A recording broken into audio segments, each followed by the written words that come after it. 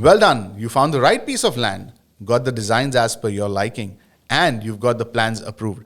Now all you need is a contractor to actually build it. In this very special episode of the Dubai Real Estate Podcast, I'm going to teach you what you need to look out for while appointing a contractor and how to avoid any nightmares with the contractor. But before we go ahead, if you're watching this on YouTube, please do subscribe to my YouTube channel, hit the notification bell. Your likes and comments are really appreciated. If you're listening to this on Apple Podcast, please do give us a 5-star rating and review. This really helps us getting discovered. Spotify listeners, please follow. Now let's cue the music.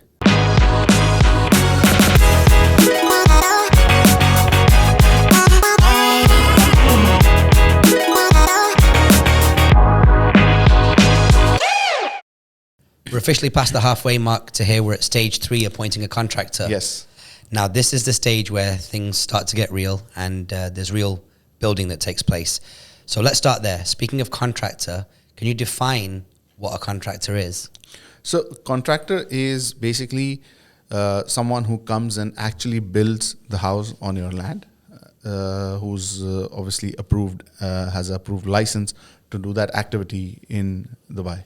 And I'll ask again, who is that license with and how do they get it?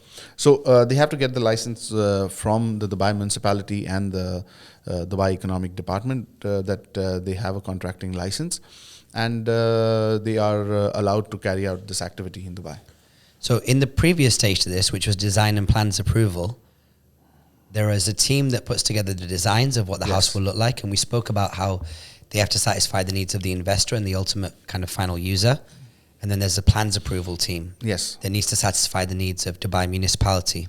Between those two parties, what kind of documentation do they prepare to hand over to the contractors? So once your plans are all approved and all, obviously, the consultant will prepare something called as working drawings. When you say working drawings, is basically, the complete set of detailed drawings on what's actually going to be built, how it's going to be built with all the measurements, what's the kind of steel, concrete, what you require. It's a complete detailed set of plans and documents for the contractor to execute work on site. What are some of the things that you might see in there? Would we be talking about the height of the walls, where the power points might be? It'll have everything, right from the electrical points to the MEPs, the drainage system, your the height of the points, the thickness of the wall, the flooring, everything complete from scratch to the final product. Everything which will help the contractor actually execute what you want. And once you've got that into the hands of a contractor, typically, what's the first round of feedback that you get from a contractor? What's the response that you can expect from a contractor? I mean, look, when you give that to the contractor, it's to price the contract. Okay, that what is the contractor going to charge to actually build that particular specification? So that is what is the key element when you give it to the contractor is to the pricing. Obviously, what happens is sometimes the contractor also, depending on how complex or how easy or how simple what you're building is, will have some suggestions or some sort of objections or some recommendations. Mm-hmm. So being that we're speaking about pricing here, what is the competition like amongst contractors in Dubai? Are there many of them? Is there buying or negotiation power on behalf of the investor? I mean, look, there are a lot of contractors in the region and some very good ones as well. Some internationally renowned as well. There are a lot of contractors and there's a good amount of competition amongst them. Has that generally proven to be advantageous for your investors? There's advantages because, you're not relying just on one or two companies to come and price what you want to build. You have an option of choosing from multiple contractors, whichever company you feel, deem fit for the job. Mm. Can you expand a little bit on the scope of a contractor in terms of once they've got this documentation, do they supply the materials? How much responsibility lies with the contractor for? Look, when it comes to actually building on the site, obviously it's the contractor's responsibility to build. When it comes to things like, selection of materials, depending on the type of contract or the type of arrangement you have with the contractor, there could be, some contractors where or a contract where you are supplying them the material in terms of what you want to put in, or you fix a fixed price and you decide on the specification from day one, and then the contractor goes and procures it. So there are these two ways where you can work. So both the things happen. Sometimes the client wants to provide the material. Sometimes the contractor would go and procure it themselves. Great. And if anybody has ever spoken to somebody who's done a piece of construction, delays are sometimes inevitable. And Yes. if there's ever a problem or any kind of conflict, it always seems to sometimes point back to the contractors or even subcontractors, people Yes. working underneath the main contractor. Before you choose a contractor, are there any red flags you should look out for, or any ways to avoid that inevitably happening? One thing is, before you choose the contractor, obviously, again, a basic thing here is, depending on what you're developing, every contractor has a specified license to build what they are allowed by the Dubai municipality. So when I say, to just put it in simple terms, some contractors have a license, which we call it, say, G+1, ground plus one. That means they are authorized to only build a structure which is ground plus one floor. Wow. Some have, ground plus 4. So they can build only a building up to 4 floors. Some have an unlimited license, so they're basically eligible to build high rises or any sort of things. This is obviously, there's a process which is screened by the Dubai municipality, the government authority, and depending on the manpower and the resources a contractor has, they get this license. So obviously you will first, depending on what you're building, you will first screen that what sort of a license does the contractor have. The second most important thing is, you definitely want to go and check what the contractor has delivered, because that is something you will come to know, it was delivered.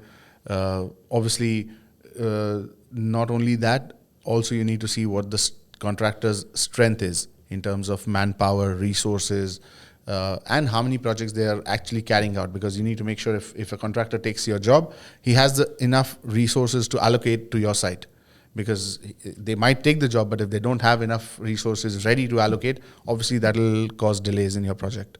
So that is something which, again, you need to check. And as a consultant, are you able to then look at the service level agreement and the overall contract and advise your client on behalf of that, or is a lawyer required, being that construction companies are federally registered? Yes. What kind of pushback can you get? What kind of government support can you get in the event of a I'll problem? tell you what, Raj, every contract, which we do, obviously there's a contract in place, which is, a standard format. And usually this is the part which the consultant takes care of when it comes to appointing the contractor. And obviously we oversee the entire process, and we make sure that it's in the benefit and the interest of the client. So this is something which obviously we take care of. And, depending on the resources, what we are looking at doing, we then sit down with the contractor, have a chat, discuss. Then we come to know whether, yes, the guy is fit for the job or no. And based on that, we go ahead with it. And when a construction company or a contractor presents their prices to you, what are some of the typical line items on a quote? And could it be the case that if they do source the materials, that they might charge a premium over and above the spend on materials? What are some of the pricing dynamics? Look, what happens is, Raj, there are different ways of giving a contract. One is you give a fixed price contract where you have the BOQs, specified in advance that this So is BOQ and the means? materials. Sorry. BOQ? The built order quantities. Okay, so it's specified in advance that this is what we want to build, this is what we're going to be putting, this is the material we want, right? And the contractor takes it as a fixed price contract, that okay, this specification I will build it for this much amount, irrespective of the changes in the prices of the materials or anything. Then you also give a contract based on the cost plus percentage, where whatever the cost of the material is, you are paying contractor a certain percentage to execute the job. Okay, so there are different ways. I don't want to go into too many technicalities on this, but there are a lot of ways when I step into the project. With my experience, I know how to optimize that cost, and we sit down with the contractor, not putting the contractor at loss, but making sure the client benefits out of the whole thing, and because this is something where a lot of people who don't have experience can lose a lot of money, Because if you don't know, the contractor will keep on billing something or the other, and you don't know whether you actually have to pay for that or no. So that's where our expertise comes in, and we make sure we optimize the cost for the client. So in that world where contractors are competing for your business, it could also be the case as well then that seemingly a price that appears too high up front is actually appropriate and could save you money in the long term, and a price that's too low has been put in place just to get the business and then might reveal other costs later on. This can happen, Raj. Sometimes, we've seen that some contractors sometimes bid extremely low just to take the job. And then what happens is they keep on adding some of the other variations in the job and try to keep on increasing the billing, right? So this is something which you need to be very careful while selecting a contractor. If someone's bidding extremely low, that does not mean that he's genuinely being the cheapest, and it's not necessarily someone who's really quoting you a high price will do the best job, right? So you need to, really need to filter that out and draw a fine line and understand which contractor is going to actually deliver a good product for you. You don't need to be you don't need to be going with the cheapest, and nor do you need to be going with the most expensive one. You need to be somewhere in between, but you need to make sure the product which comes out is the best. And when you're qualifying it and doing your due diligence, is it normal for an investor or for you or a combination of both of you to go and check out other projects that the construction company is already doing or has done in the past? Absolutely. And is that even a threat if they've got too many going on at the moment? I mean, look, it's not a threat if they've got too many going on. If that they have too many going on and all are going well, that means the contractor is credible and has the capability of doing and has got a team.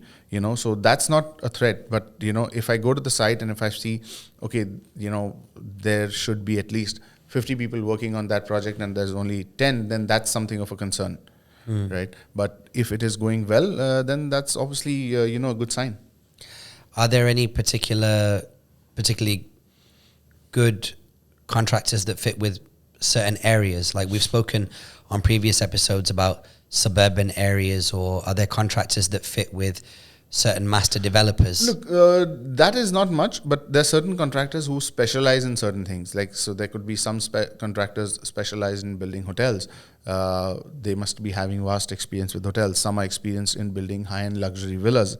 Some are experienced in building regular apartment buildings. So that does happen. So yes, you would want to, depending on what kind of project you're developing, you would look at that experience for the contractor. So, and then if we look behind the curtain of a contractor's business, yes, who is involved in their business? Like typically, who will you as a consultant and your client, the investor, interface with? There must be project managers and maybe lawyers, or who else is in that there'll be a project ecosystem? manager from the contractor side. There'll be, the site engineer and, the other subcontractors as well, because not necessarily everything the main contractor is doing himself. He might subcontract as well.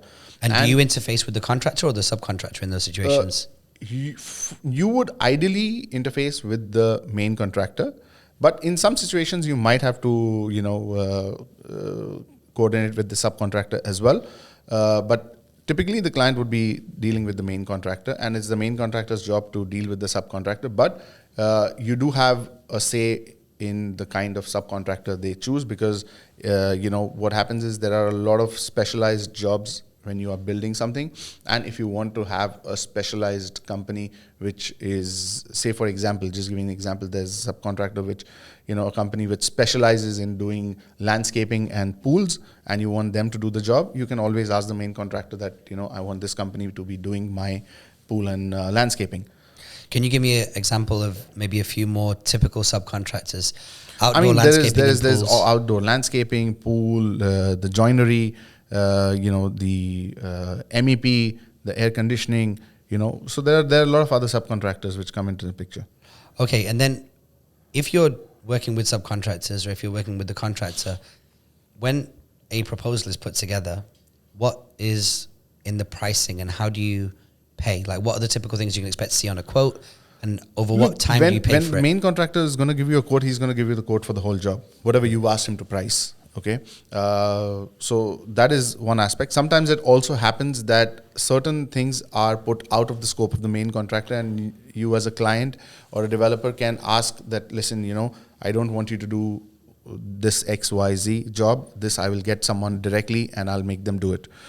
So that also happens. When it comes to payments, this is something really, important for anybody to understand, especially if they're doing it for the first time. How typically payments to contractors work is once you appoint a contractor, a main contractor, you give them advance, okay, a 10% advance, which is usually against a bank guarantee.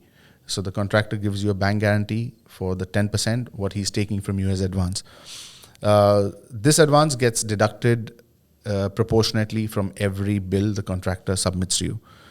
Then what happens is once he's got an advance, obviously he mobilizes the site, starts building, and they keep sending you invoices time and again as per the work progress. Once you get an invoice, the consultant will certify the invoice. Now this is where I step in again for my client, and my team takes care of a thing which is very important, which is your cash flow management. We make sure that the certification which is happening is correct as per site, because eventually you need to make sure that you're not overpaying the contractor in advance. So this is, again, we take care of.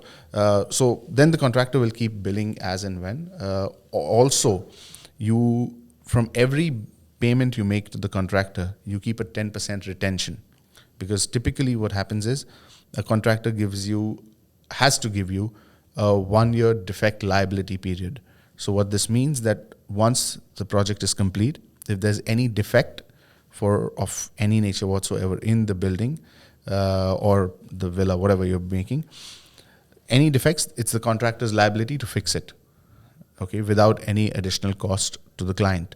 So you keep a 10% retention out of the total contract value, which is a retention amount, which is just in case if the contractor, after completing the job, does not do that, you have that safety net of using that 10% retention amount to carry out the jobs if required any.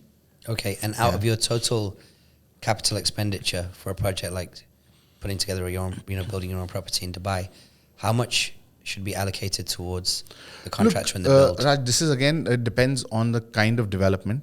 If you're developing a villa, that could be somewhere around, maybe it can range from about 50 to 60% of the total project cost.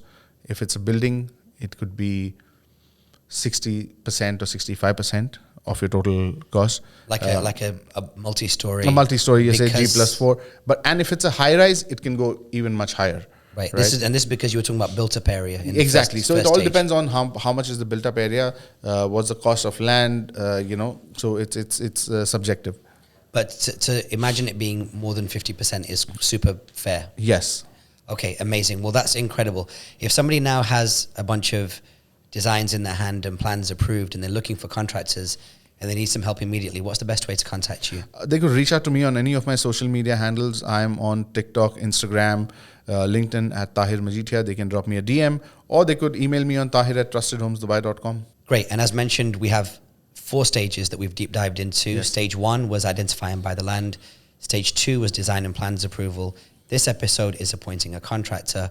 And coming up in the next episode is stage 4, handover. If you want to consume the whole series, where's the best way to get it? If you're viewing this on YouTube, I would request please subscribe to my YouTube channel. Your likes and comments are really appreciated. Please hit the notification bell to stay updated. If you're listening to this on Apple Podcast, please do give us a 5-star rating and review. This really helps us getting discovered. And Spotify listeners, please follow. Amazing. Thanks so much, Tahir. Thanks, Raj.